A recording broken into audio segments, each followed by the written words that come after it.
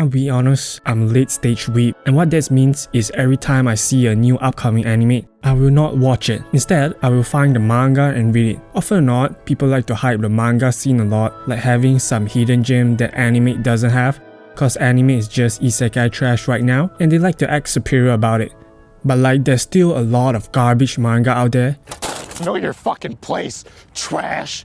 Anyway, that's not the point. I just want to promote or introduce some newly manga to manga fan. Some doesn't even have the full English translation. When I say newly quote unquote, it's like under 100 chapters, but it's a bit weird. Some manga are weekly release, some manga are monthly release. Anyway, I just want to talk about the manga that I'm really hyped at this moment. So 4 newly manga that hype me up every week or every month in no particular order. Number 1, Dandadan, the poster boy of Jump Plus. Everyone know this, everyone know how good it is, but still, please read it if you haven't. It's goddamn hype. It's a ADHD simulation with just drawing. Of course, everyone know it. It was written by the assistant of the madman Fujimoto, author of Chainsaw Man. So it's guaranteed it's gonna be crazy. It's not weird as Fujimoto's story, but still have some very insane shit happening, and it will not let you break a sweat. Okay, let's see. The manga, as you can see, was influenced by a lot of media in general. The basic summary is a boy that believes in alien but not in yokai, and a girl that is the opposite. Both dare themselves to go to an alien and yokai hotspot, and the boy get possessed by a yokai and the girl get abducted by an alien. And it turns into this yokai versus alien, yokai versus yokai, or alien versus alien battle, where our main cast want to find the most important thing in the world that all the aliens trying to get. The main protagonist's boss. Yes, you didn't hear me wrong. The manga balances its serious tone and absurd comedy so well, it flows so naturally. Even though they spill some bullshit, you still take it seriously. And the main cast has such a good chemistry, you might dislike he or her, but it will become fan favorite after a while. Of course, the best part of the manga is the fight scene and the panel. One of the most consistent art/panel/fight scene for a newly manga.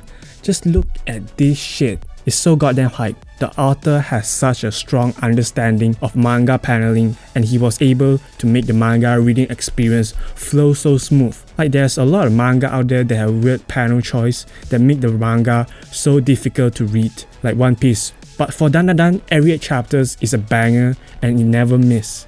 Every chapter also have this one panel that could be easily a wallpaper for your phone or PC. Dandadan, go read it. It is really good and you will not regret it. Okay, number 2, Sakamoto Days. My enjoyment with this series is similar to Dandadan, good and exciting fight, surprisingly interesting story and comedy. Dandadan might be better slightly at paneling, but Sakamoto Days fight scene and choreograph is next level. I really spent a lot of time talking about it in my older video and you can check it out. Sakamoto Days has this one thing that's league above Dandadan, and that is making the coolest and swaggest motherfuckers killers, and everyone is a professional show off. Again, like this old katana guy, like opening the door with katana, like goddammit, and the deer head guy with drip, like count me in. Pretty lady with a sawmill, like what the fuck. Or our protagonist Sakamoto's power up form is just getting slim.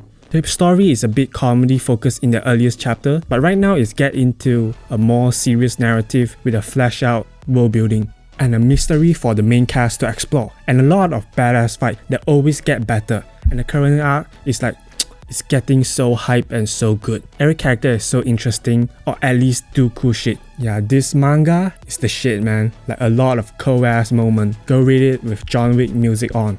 Number 3, Dai Dark. Dai Dark is a weird, interesting experience reading it. I guess it is a splatterpunk, biopunk, futuristic space sci-fi that is straight up just weird. From the author of Dorohedoro, you are going to expect some weird shit happening, but it's really engaging. And what interests me the most is the world of Dai Dark. You rarely see this kind of sci-fi genre in media, let alone a Japanese manga. Usually when people talk about future sci-fi, they always think about cyberpunk with some deviation. So this is kind of a weird sci-fi that really piqued my interest. Like, I'm just really fascinating of the world building. It is so well done. You start out confused, but as rules establish, it gets better and more interesting. This series is just weird, like a lot of death, a lot of weird creature, and a bat that turned into a skeleton, and the main cast is just a bunch of murder, and everyone have the most metal design ever. What's interesting is when I was reading it, even though the series is a bit grim and dark, it somehow gives me a sense of comfort for an unexplainable reason. I just feel relaxed watching the main cast as they explore the world, seeing the author depict normal things in a futuristic biopunk setting, like vehicle moving with weird leg thingy or a lot of cop in general. I would be happy if more people read it, but this is actually really weird. Maybe not many will like it, but still, give it a try. Number 4 and last, From the Dust. From the Dust is a weird niche manga. I can't even find all the chapters in English. I need to find it in other language. And From the Dust is kind of a mystery manga surrounding an incident with a lot of organization and people involved in it. A one-person terrorist attack ending with the culprit killing herself. And the person is a main protagonist's childhood friend. The main protagonist got attacked for investigating it and went back in time when he died. Basically imagine Tokyo Revenger, but good and a bit unhinged.